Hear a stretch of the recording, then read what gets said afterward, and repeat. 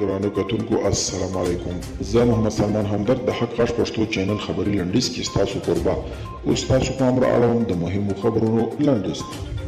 لطیف محمود د ولسمشر د ویاند او د واخان میناپال د حکومت د رسنیو د مرکز د رئیس په توګه ټاکل شوي دي. وړاندې تر دې لطیف محمود د حکومت د رسنیو د دفتر رئیس او د واخان میناپال د ولسمشر د ویاند د مرستیال په توګه دنده ترسره کوله. ولسمشر غنی په کابل کې د امریکا له شازافیر د ناټو له امریکایي استازي او د یوناما د سرپرست په ګډون د اروپایي ټولنې د غړو هیوادونو له سفیرانو او د نړیوالو بنسټونو له یو شمېر استازو سره د افغان سولې بهیر د راتلونکي ګامونو په اړه خبرې اترې کړې دي.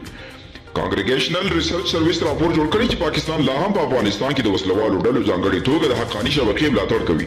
د کانګریګیشنل ریسرچ سرویس لخوا د امریکا کانګرس ته په تیار شوي راپور کې راغلي چې د پاکستان پوځ په افغانستان کې وسلوالو ډلو ته ملاتړ ته دوام ورکړی دی.